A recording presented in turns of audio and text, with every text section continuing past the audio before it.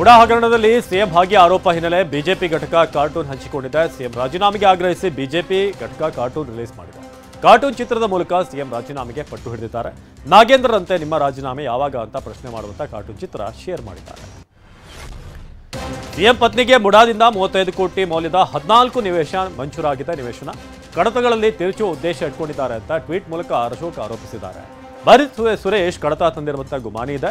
ಕಡತಗಳನ್ನ ಬೆಂಗಳೂರಿಗೆ ತಂದಿರುವಂತ ಗುಮಾನಿ ಇದೆ. ಸಂಬಂಧಪಟ್ಟ ಕಡತಗಳನ್ನ ಸಿಎಂ ಬಹಿರಂಗ ಮಾಡಲಿ ಅಂತ ಆಗ್ರಹಿಸಿದ್ದಾರೆ. ಉಡಾ ಅಕ್ರಮದಲ್ಲಿ ಸಿಎಂ ಪತ್ನಿ ಹೆಸರು ವಿಚಾರಕ್ಕೆ ದಿನೇಶ್ ಗುಂಡೂರಾವ್ ಪ್ರತಿಕ್ರಿಯೆ ನೀಡಿದ್ದಾರೆ. ಮಂಗಳೂರಲ್ಲಿ ಮಾತನಾಡಿದ ಸಚಿವ ಸಿಎಂ ಪತ್ನಿಯ 3 ಎಕರೆ ಜಮೀನಿನಲ್ಲಿ ಲೇಔಟ್ ನಿರ್ಮಿಸಿದ್ದಾರೆ. ಸಿಎಂ ಆದ ತಕ್ಷಣ ಅವರು ಅವರ ಜಾಗವನ್ನು ಬಿಟ್ಕೊಡ್ಬೇಕಾ? ಅದು ಪತ್ನಿಯ ಜಾಗ. ಮುಡಾ ತಪ್ಪು ಒಪ್ಕೊಂಡಿದೆ. ಇದರಲ್ಲಿ ಭ್ರಷ್ಟಾಚಾರ ಎಲ್ಲಿ ಬರುತ್ತೆ ಅಂತ ಪ್ರಶ್ನೆ ಮಾಡಿದ್ರು. ಮುಡಾ ಹಗರಣ ಹೊರಬರೋದಕ್ಕೆ ಸಿಎಂ ಕುರ್ಚಿ ಕಾರಣ ಅಂತ ಎಚ್ಡಿಕೆ ವಾಗ್ದಾಳಿ ನಡೆಸಿದ್ದಾರೆ. ಮೈಸೂರಿನ ಚಾಮುಂಡಿ ಬೆಟ್ಟದಲ್ಲಿ ಪ್ರತಿಕ್ರಿಯೆ ನೀಡಿರುವಂತಹ ಕೇಂದ್ರ ಸಚಿವ ಸಿಎಂ ಕುರ್ಚಿಗೆ ಟವಲ್ ಹಾಕಲು ಮುಡಾ ಹಗರಣ ಹೊರಬಂದಿದೆ. ಅವರ ಪಕ್ಷದವರೇ ಹಗರಣವನ್ನ ಹೊರಕ್ಕೆ ತಂದಿದ್ದಾರೆ ಅಂತ ಆರೋಪಿಸಿದ್ದಾರೆ.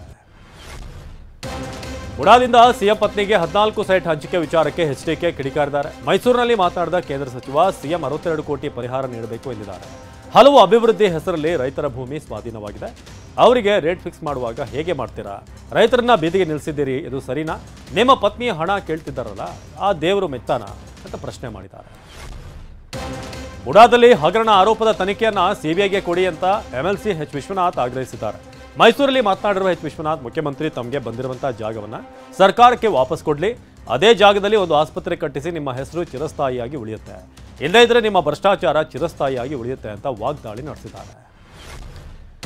ಮೈಸೂರು ನೂತನ ಜಿಲ್ಲಾಧಿಕಾರಿಯಾಗಿ ಲಕ್ಷ್ಮೀಕಾಂತ್ ರೆಡ್ಡಿ ಅಧಿಕಾರವನ್ನು ಸ್ವೀಕರಿಸಿದ್ದಾರೆ. ಮೈಸೂರಿನ ಜಿಲ್ಲಾಧಿಕಾರಿ ಕಚೇರಿಯಲ್ಲಿ ಅಧಿಕಾರ ಸ್ವೀಕರಿಸಿದ್ದು ನಿರ್ಗಮಿತ DC doctor K V Rajendra ಅಧಿಕಾರವನ್ನು ಹಸ್ತಾಂತರಿಸಿದರು. ನೂತನ ಜಿಲ್ಲಾಧಿಕಾರಿ ಲಕ್ಷ್ಮೀಕಾಂತ್ ರೆಡ್ಡಿಗೆ ನಿರ್ಗಮಿತ ಡಿಸಿ ಶುಭ ಕೋರಿದರು. ಕೇಂದ್ರ ಸಚಿವರಾದ ಬಳಿಕ ಮೊದಲ ಬಾರಿಗೆ ಎಚ್ಡಿಕೆ ಮೈಸೂರಿಗೆ ತೆರಳಿದರು. ಚಾಮುಂಡಿ ಬೆಟ್ಟಕ್ಕೆ ಭೇಟಿ ನೀಡಿ ಚಾಮುಂಡೇಶ್ವರಿ ದರ್ಶನ ಪಡೆದುಕೊಂಡರು. ಕುಮಾರಸ್ವಾಮಿಗೆ ಪರಿಷತ್ ಸದಸ್ಯ ಮಂಜೇಗೌಡ, ಮಾಜಿ ಸಚಿವ ಸಾರಾ ಮಹೇಶ್ ಸೇರಿದ ಹಾಗೆ ಜೆಡಿಎಸ್ ಮುಖಂಡರು ಸಾಥ್ ನೀಡಿದರು. ಚಿತ್ರದುರ್ಗದಲ್ಲಿ ಡೆಂಗಿ ಜ್ವರ ನಿಯಂತ್ರಣ ಜಾಗೃತಿ ಕಾರ್ಯಕ್ರಮಕ್ಕೆ ಜಿಲ್ಲಾ ಪಂಚಾಯಿತಿ ಸಿಇಒ ಸೋಮಶೇಖರ್ ಚಾಲನೆ ನೀಡಿದ್ದಾರೆ. ಏಡಿಸ್ ಲಾರ್ವಾ ನಿರ್ಮೂಲನೆ ಬಗ್ಗೆ ಜಾಗೃತಿ. ಚಿತ್ರದುರ್ಗದ ಬುದ್ಧನಗರದ ಕೆಲ ಮನೆಗಳಿಗೆ ಭೇಟಿ ನೀಡಿ ಸ್ವಚ್ಛತೆ ಬಗ್ಗೆ ಜಾಗೃತಿ ಮೂಡಿಸಿದ್ದಾರೆ. ರಾಜ್ಯದಲ್ಲಿ ಡೆಂಗಿ ಪ್ರಕರಣಗಳು ಹೆಚ್ಚಾಗ್ತಾ ಇರೋದ್ರಿಂದ ರಾಮನಗರ ಜಿಲ್ಲಾಸ್ಪತ್ರೆಯಲ್ಲಿ ವೈದ್ಯರು ಅಲರ್ಟ್ ಆಗಿದ್ದಾರೆ. ಜ್ವರ ಕಾಣಿಸಿಕೊಂಡ ರೋಗಿಗಳಿಗೆ ರ್ಯಾಂಡಮ್ ಟೆಸ್ಟ್ ಮಾಡ್ತಿದ್ದು 773 ರೋಗಿಗಳ ರಕ್ತದ ಮಾದರಿಯನ್ನು ಸಂಗ್ರಹಿಸಿದ್ದಾರೆ. 58 ಜನರಿಗೆ ಡೆಂಗಿ ದೃಢಪಟ್ಟಿದ್ದು 2 ಐಸಿಯುನಲ್ಲಿ ಚಿಕಿತ್ಸೆ ಪಡೆದಿದ್ದಾರೆ. ಮಹಾರಾಷ್ಟ್ರದಲ್ಲಿ ಜಿಕಾ ವೈರಸ್ ಕಾಣಿಸಿಕೊಂಡ ಹಿನ್ನೆಲೆ ರಾಜ್ಯದಲ್ಲಿ ನಿಗಾ ವಹಿಸುವಂತೆ ಕೇಂದ್ರ ಸರ್ಕಾರ ಸೂಚನೆ ನೀಡಿದೆ. ಗರ್ಭಿಣಿಯರ ಮೇಲೆ ಹೆಚ್ಚು ನಿಗಾ ಇಡುವಂತೆ ಸರ್ಕಾರ ಸೂಚನೆ ಕೊಟ್ಟಿದೆ. ಪುಣೆಯಲ್ಲಿ 6, ಕೊಲ್ಲಾಪುರದಲ್ಲಿ 2 ಜಿಕಾ ಕೇಸ್ ಪತ್ತೆಯಾಗಿದ್ದು ರಾಜ್ಯದಲ್ಲಿ ಕಟ್ಟೆಚ್ಚರ ವಹಿಸುವುದಕ್ಕೆ ಆರೋಗ್ಯ ಇಲಾಖೆ ಸೂಚನೆ ಕೊಟ್ಟಿದೆ. ದರ್ಶನ್ ಗ್ಯಾಂಗ್ನಿಂದ ಕೊಲೆಯಾದ ರೇಣುಕಾಸ್ವಾಮಿ ಮನೆಗೆ ಮಾಜಿ ಸಚಿವ ಬಿಸಿ ಪಾಟೀಲ್ ಭೇಟಿ ನೀಡಿದರು. ಮೃತ ರೇಣುಕಾಸ್ವಾಮಿ ತಂದೆ ತಾಯಿ ಪತ್ನಿ ಭೇಟಿಯಾಗಿ ಸಾಂತ್ವನ ಹೇಳಿದರು. ರೇಣುಕಾಸ್ವಾಮಿ ಕುಟುಂಬಕ್ಕೆ 50,000 ರೂಪಾಯಿ ನೆರವು ನೀಡಿದರು. ಅಲ್ಲದೆ ಅಧಿವೇಶನದಲ್ಲಿ ವಿಚಾರ ಪ್ರಸ್ತಾಪ ಮಾಡುವುದಾಗಿ ಭರವಸೆ ನೀಡಿದರು. ರೇಣುಕಾಸ್ವಾಮಿ ಕೊಲೆ ಕೇಸ್ ಆರೋಪಿ ಪವಿತ್ರ ಗೌಡ ಸ್ನೇಹಿತೆ ಸಮತಾಗೆ ಪೊಲೀಸರು ನೋಟಿಸ್ ಜಾರಿ ಮಾಡಿದ್ದಾರೆ. ಆರೋಪಿ ಒಬ್ಬನಿಗೆ ಹಣದ ಸಂಬಂಧ ವಿಚಾರಣೆಗೆ ಹಾಜರಾಗುವಂತೆ ಸೂಚನೆ ನೀಡಲಾಗಿದೆ.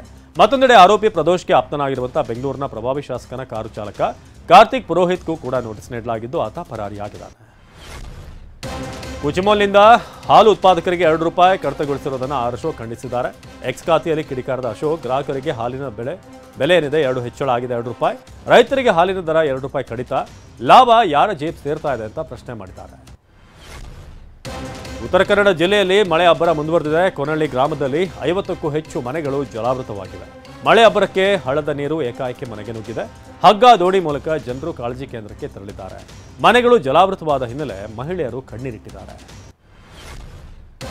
ಪಶ್ಚಿಮ ಘಟ್ಟ ಪ್ರದೇಶದಲ್ಲಿ ಧಾರಾಕಾರ ಮಳೆ ಹಿನ್ನೆಲೆ ಸಾವಗಾಂವ್ ಬಳಿ ಅಲ್ಪ ಪ್ರಮಾಣದಲ್ಲಿ ರಸ್ತೆ ಕುಸಿದಿದೆ. ಬೆಳಗಾವಿ ಜಿಲ್ಲೆಯ ಸಾವಗಾಂವ್ ಬಳಿ ಅರ್ಧ ಕಿಲೋಮೀಟರ್ಗೂ ಅಧಿಕ ರಸ್ತೆ ಬಿರುಕು ಬಿಟ್ಟಿದೆ. ನಿರಂತರ ಮಳೆ ಕಳಪೆ ಕಾಮಗಾರಿಯಿಂದ ರಸ್ತೆ ಕುಸಿತವಾಗಿದೆ. 25ಕ್ಕೂ ಹೆಚ್ಚು ಪ್ರಯಾಣಿಕರಿದ್ದ ಸರ್ಕಾರಿ ಬಸ್ ಟೈರ್ನಲ್ಲಿ ಬೆಂಕಿ ಕಾಣಿಸಿಕೊಂಡಿದೆ. ಉತ್ತರ ಕನ್ನಡ ಜಿಲ್ಲೆಯ ಶಿರ್ಸಿಯಲ್ಲಿ ಘಟನೆ ನಡೆದಿದೆ. ಟೈರ್ನಲ್ಲಿ ಬೆಂಕಿ ಕಾಣಿಸಿಕೊಳ್ಳುತ್ತಿದ್ದಂತೆ ಪ್ರಯಾಣಿಕರು ಚೀರಾಡಿದ್ದು ಚಾಲಕ ಬಸ್ ನಿಲ್ಲಿಸಿದ್ದಾರೆ. ಪ್ರಯಾಣಿಕರು ಬಸ್ ಇಳಿದ ಬಳಿಕ ಟೈರ್ ಸ್ಫೋಟವಾಗಿದೆ. ಕೂಡಲೇ ಸ್ಥಳಕ್ಕೆ ಅಗ್ನಿಶಾಮಕ ದಳ ಸಿಬ್ಬಂದಿ ಬಂದರು, ಬೆಂಕಿ ನಂದಿಸಿದ್ದಾರೆ. ಲೋಕಸಭೆ ವಿಪಕ್ಷ ನಾಯಕ ರಾಹುಲ್ ಗಾಂಧಿ ಉತ್ತರ ಪ್ರದೇಶದ ಹತ್ರಾಸ್ಗೆ ಭೇಟಿ ನೀಡಿ ಕಾಲ್ತುಳಿತ ದುರಂತಕ್ಕೆ ಸಂಬಂಧಪಟ್ಟವರ ಕುಟುಂಬದವರಿಗೆ ಸಾಂತ್ವನ ಹೇಳಿದ್ದಾರೆ. ಬಳಿಕ ಪ್ರತಿಕ್ರಿಯಿಸಿದ ರಾಹುಲ್, ದುರಂತದಲ್ಲಿ ಅನೇಕರು ಮೃತಪಟ್ಟಿದ್ದು ಇದೊಂದು ದುಃಖದ ವಿಚಾರ. ನಾನು ರಾಜಕೀಯದ ಹೇಳಿಕೆ ನೀಡಲು ಬಯಸೋದಿಲ್ಲ. ದುರಂತದಲ್ಲಿ ಮೃತಪಟ್ಟವರ ಕುಟುಂಬಗಳಿಗೆ ಸೂಕ್ತ ಪರಿಹಾರ ನೀಡಬೇಕು. ಕಷ್ಟದಲ್ಲಿರುವ ಕುಟುಂಬಗಳಿಗೆ ಸರ್ಕಾರ ನೆರವಾಗಬೇಕು ಎಂದರು.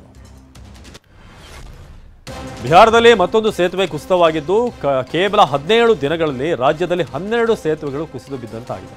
ಕಳೆದ 24 ಗಂಟೆಗಳಲ್ಲಿ ಸೇತುವೆ ಕುಸಿತಕ್ಕೆ ಸಾಕ್ಷಿಯಾದ ಸರಣ್ ಜಿಲ್ಲೆಯಲ್ಲಿ ಮತ್ತೊಂದು ಸೇತುವೆ ಕುಸಿತವಾಗಿದೆ.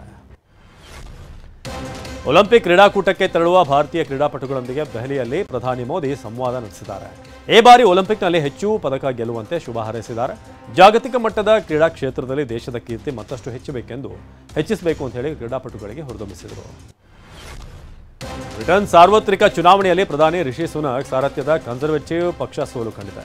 ಕೇರ್ ಸ್ಟಾರ್ಮರ್ ನೇತೃತ್ವದ ಲೇಬರ್ ಪಾರ್ಟಿ ಅಧಿಕಾರದ ಚುಕ್ಕಾಣಿ ಹಿಡಿದಿದೆ. ಸಂಸತ್ನ 650 ಸ್ಥಾನಗಳ ಪೈಕಿ ಲೇಬರ್ ಪಾರ್ಟಿ 410 ಸ್ಥಾನಗಳನ್ನು ಗಳಿಸುವ ನಿರೀಕ್ಷೆ ಇದೆ. ಹೀಗಾಗಿ ರಿಷಿ ಸುನಕ್ ಸೋಲು ಒಪ್ಪಿಕೊಂಡಿದ್ದು ಬ್ರಿಟನ್ ಜನರು ಸಮಚಿತ್ತದ ತೀರ್ಪು ನೀಡಿದ್ದಾರೆ ಅಂತ ಹೇಳಿದ್ದಾರೆ.